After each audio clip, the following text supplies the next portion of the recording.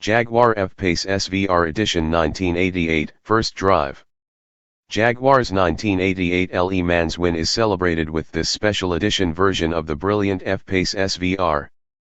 It's a very significant Le Mans 24 hours race this year.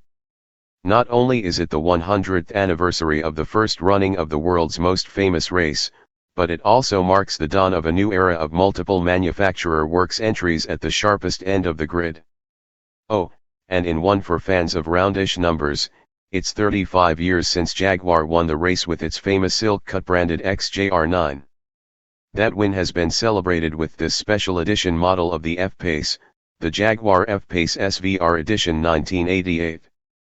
35 years isn't the most obvious anniversary to celebrate, but this car actually came out in 2022, having been revealed at last year's running of Le Mans. Either way, this is our first go in the model that sits atop the Jaguar range, coming in at £101,550. That price marks a £20,000 rise over the standard Jaguar F-Pace SVR on which this special is based. You're buying exclusivity. Just 394 will be built, a nod to the number of laps the XJR9 completed in the hands of Jan Lammers, Johnny Dumfries, and Autocar Lifetime Achievement Award-winning Andy Wallace, and also a raft of cosmetic upgrades rather than dynamic ones over the very well-sorted standard model. These include a very dark purple, midnight amethyst gloss, paint finish with lots of gold detailing, including to the upgraded 22-in alloys, in a nod to that purple and gold silk-cut livery. In duller light, it looks black rather than purple, but catch the right ray of sunshine and the color pops really nicely over what remains a fine-looking SUV, trimmed here in a very tasteful way. Badges and different colored trim inside are otherwise it for your near 25% premium over a standard F-Pace SVR.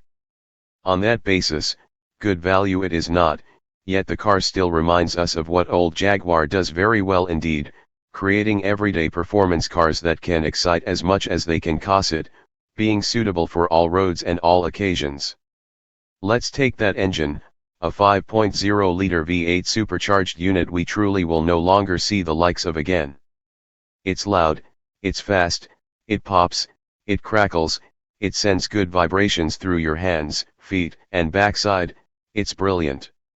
The 8-speed torque converter transmission stops it having the more savage gear shifts and acceleration of rivals equipped with dual clutch transmissions, yet the trade-off is far greater drivability at low speeds and a genuine ability to be driven in a more relaxed manner.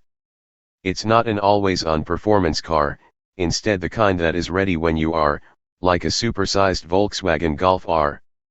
That greater everyday usability extends to the rest of the chassis and the F-Pace SVR's dynamic makeup. This is what fast Jaguars have always done best, the duality of being able to be driven as hard as they can and involving and exciting the driver while also providing a comfortable ride, accessible handling, and control weights that feel altogether more approachable. The size of the exhausts alone might indicate this is a pretty antisocial car, yet to drive, it is anything but. The trade-off to the driver is only really found when it comes to economy in the teens. The interior of the F-Pace SVR, like all F-Pace models, was overhauled a couple of years ago in an extensive facelift, and it's remarkable how fresh the car still feels inside despite the fundamental architecture being close to 8 years old now. The infotainment is excellent, backed up by nice physical controls for key functions such as the heating/cooling and a general air of solidity and high perceived quality to proceedings.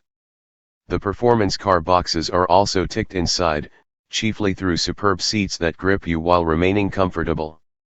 Questionable value of the Edition 1988 branding or not, the F-Pace SVR really is a very good car, one of Jaguar's very best. Which makes it all the more remarkable that cars like this won't be in Jaguar's new era, the firm instead switching to electric cars with a luxury focus rather than Mercedes-AMG and BMW embedding performance machines like this. Shame.A.